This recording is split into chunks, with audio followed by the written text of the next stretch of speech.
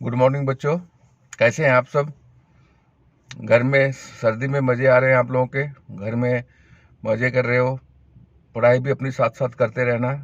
EVS ही नहीं है, आप लोग बाकी सब्जेक्ट की तैयारी भी अच्छी तरह करना, क्योंकि ईवीएस साइड बाय साइड है, बट आप लोगों को दूसरे सब्जेक्ट की तैयारी करना है।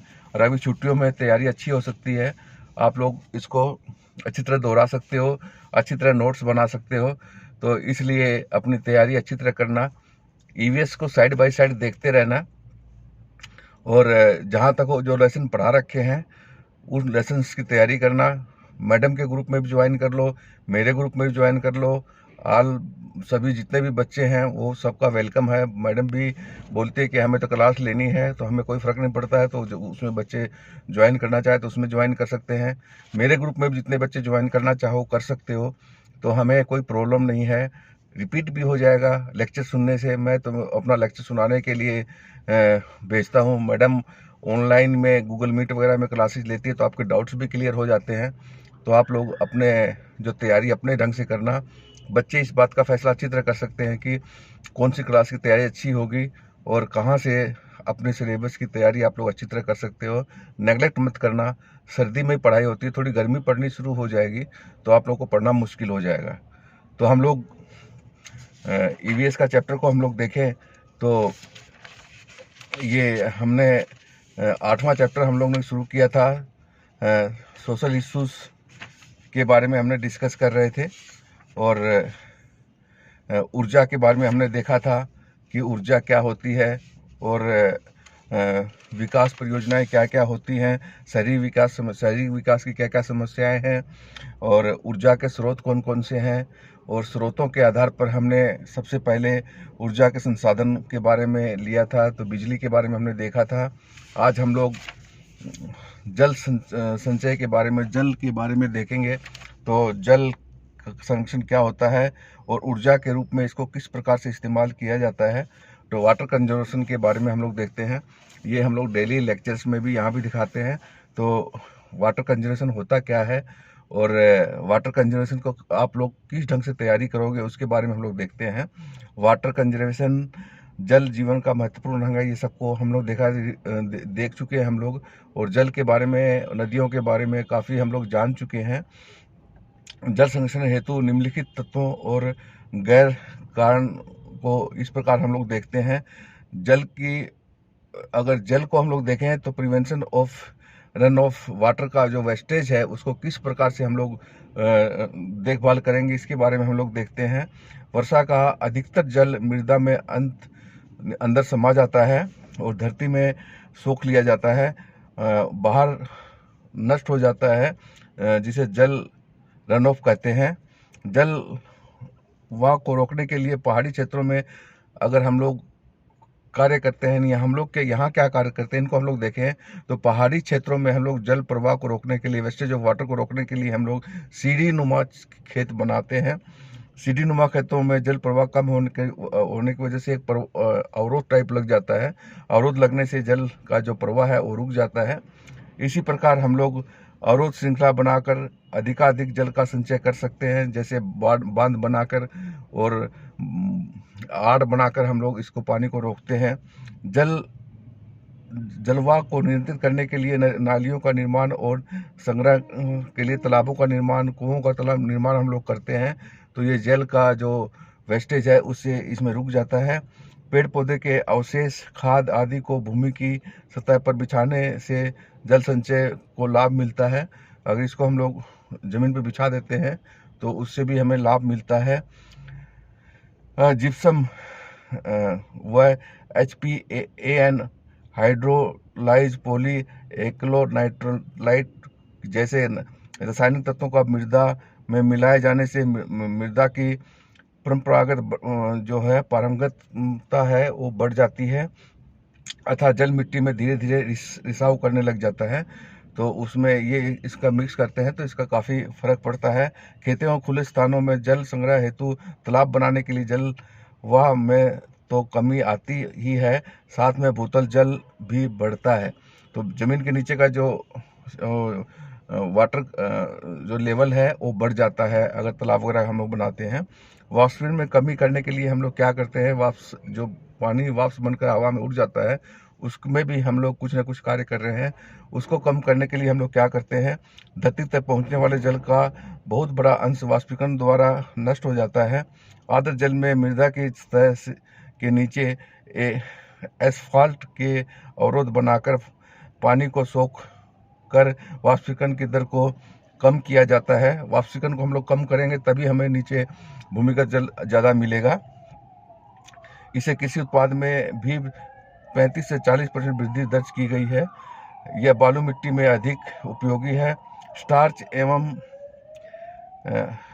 जो दूसरे पदार्थ हैं इनसे मिलने के बाद में सुपर सल्फर अपने भार में 1400 गुना अधिक पानी सोखने की क्षमता रखता है। यह रसायन रेतीले क्षेत्रों में जल संग्रह की दृष्टि से काफ़ी उपयोगी सिद्ध हुआ है। मृदा जल का संचय हम लोग देखें, मिट्टी में जो जल की मात्रा है उसके संचय को हम लोग देखें तो मृदा अपनी क्षेत्र क्षमता के अनुसार जल का एक महत्वपूर्ण भाग अपने अंदर सोख लेता है। जो मिट्टी होती है हमारी, तो बहुत ही मिट्टी का एक करैक्टर होता है कि अपने अंदर पानी को सोख लेता है और कुछ भाग संचय करने में अक्षम होता है। जो जल का कुछ भाग है उसको सोख नहीं पाता है। अनुमान के अनुसार आर्द्र क्षेत्रों में कुछ समय तक बिना खेती के भूमि को छोड़ देने से आने वाले वर्ष की उपज के लिए भूमि में स्वतः जल संचय हो जाता है। जो हम लोग साढ़ू रखते हैं हम लोग खेतों में और एक साल के लिए जब खेती में गैप डाल देते हैं तो उसमें काफ़ी हमें फ़ायदा होता है। सिंचाई द्वारा होने वाले जल हानि में कमी को हम लोग देखें तो सिंचाई के लिए बनी नहरें एवं नालियाँ पक्की हों तो उसमें वेस्टेज ऑफ वाटर कम हो जाता है। सुबह शाम को की गई सिंचाई से वाष्पीकरण अपेक्षाकृत कम होता है। अगर रात को हम लोग करें सिंचाई तो रात को है ना सूरज नहीं निकलता और उससे वाष्पीकरण कम हो जाता है। सिंचाई के फव्वारों का प्रयोग किया जाए जैसे कि हम लोग राजस्थान वगैरह में कर रहे हैं। हमारे तोसाम एरिया वगैरह में, लोहारू एरिया में ये फव्वारे सिस्टम लागू किया गया था। तो उससे भी हमारा जो वाष्पीकरण है और वेस्टेज ऑफ वाटर है वो भी कम हो जाता है। जल पुनर्वाह में हम लोग देखें तो रेस्क्यू वाटर का सिस्टम है, ये भी इसमें काफ़ी उपयोगी हुआ है।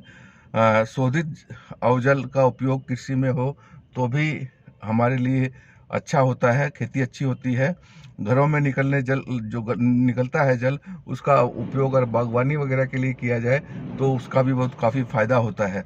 जल की उपयोगिता को हम लोग देखें, principle of wastage of water को देखें हम लोग तो प्रणाली घरों में, वाणिज्यिक केंद्रों और सामुदायिक क्षेत्रों में अपनाई जा सकती है। ये काफ़ी क्षेत्रों में अपनाई जा सकती है और हमें जल संरक्षण के काफ़ी फायदे हो सकते हैं।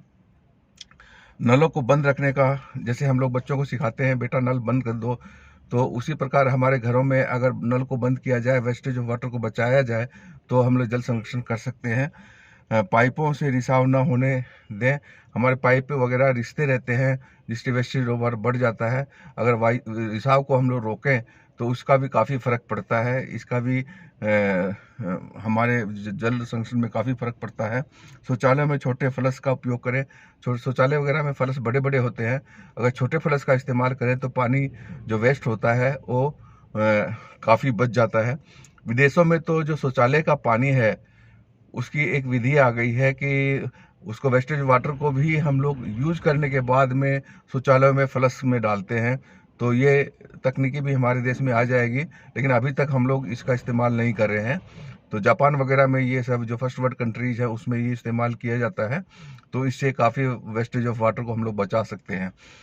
जिन बिल में बढ़ोतरी, जो समुदाय जल या अधिक उपयोग करते हैं उनमें अधिक मूल्य वसूला जाए। जहाँ पर कि पानी ज़्यादा इस्तेमाल किया जाता है उसे पानी का मूल्य अधिक वसूला जाए तो हो सकता है कि उसमें वो लोग कम कर दें अपना पानी का इस्तेमाल और उससे भी जल संरक्षण का हमें सहायक होगा।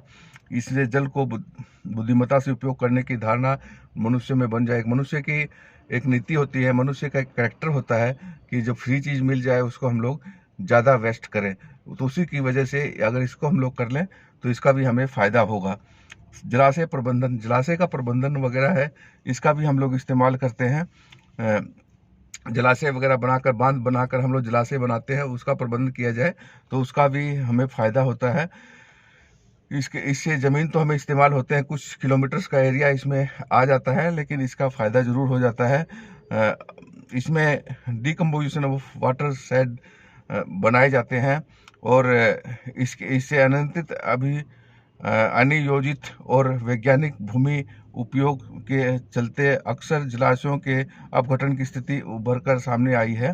जंगलों की कटाई, पशुओं द्वारा चराई, खनन, औद्योगिकरण, झूम कृषि, प्राकृतिक या कारणों से जंगलों में लगने वाली आग वगैरह इस प्रकार के वेस्टेज ऑफ वाटर को काफ़ी वो देते हैं, बढ़ावा देते हैं। तो इसमें काफ़ी वो होता है, जल संरक्षण को बढ़ावा मिल सकता है। जलाशयों के उद्देश्य, हमारे कुछ उद्देश्य होते हैं जलाशय बनाने के।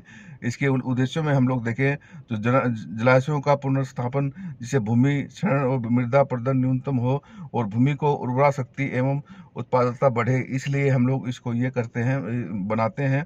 घरेलू उपयोग के लिए जल सिंचाई, ऊर्जा उत्पाद करना, बाढ़, अकाल और भूस्खलन का नियंत्रण करना, ग्रामीण क्षेत्रों में सामाजिक एवं आर्थिक विकास करना, ये हमारी योजनाएं होती हैं। इसकी वजह से हम लोग जल संचय वगैरह करते हैं। अगर हम लोग देखें, जलाशय प्रबंधन के लिए अपनाई गई योजनाएं निम्नलिखित होती हैं। जैसे जल संचय करना, हम लोग जल संचय करने के लिए हम लोग जलाशय बनाते हैं। जैसे वानिकी के फॉरेस्टेशन के लिए हम लोग जलाशय बनाते हैं, इससे अपरदन कम हो जाता है। इसी प्रकार मृदा अपरदन और जलवाह को रोकने के यांत्रिक उपाय किए जाते हैं, मैकेनिकल सिस्टम हम लोग लागू करते हैं, उससे भी हमारे जल का संचय होता है। खनन के वैज्ञानिक ढंग अगर इस्तेमाल किए जाए तो भी जल संचय किया जा सकता है। पब्लिक कोऑपरेशन के लिए हम लोग देखें, पब्लिक की सहायता से भी हम लोग जल संरक्षण कर सकते हैं। जिस जलाशय प्रबंधन की सूची लोगों का सहयोग ही है। विशेषकर मृदा और जल संरक्षण की दृष्टि से इस क्षेत्र में लोगों का सहयोग जुटाना अति आवश्यक होता है और इससे भी इसका फायदा होता है। तो ये था जल संरक्षण के जो उद्देश्य है हमारे, ये हम लोग देखें। अभी भारत में जल संसाधन के बारे में हम लोग देखें तो उसका हम लोग कल देखते हैं। हम लोग, आप लोग जुड़े रहें और कल अभी लेक्चर में डेली भेज रहा हूँ, तो आप लोग लेक्चर को अच्छी तरह सुने और उसको बुक्स से देखें, मैच करें कि आपने बुक्स में सर ने कहाँ से लिया है और बुक्स में इसका डेटा क्या है। उस डेटा को आप लोग रिपीट करोगे, इसके छोटे छोटे नोट्स बनाओगे तो आपको काफ़ी याद हो जाएगा, काफ़ी अच्छा याद करने में सहायक होगा। क्योंकि हर बच्चे का पढ़ने का एक अपना तरीका होता है, उस तरीके से अगर आप लोग पढ़ो तो आपको काफ़ी फ़ायदा होगा। Thank you very much, have a nice day. And आप लोग अब मेहनत करते रहो, सुखी रहो और स्वस्थ रहो, यही मेरी कामना है। Thank you very much.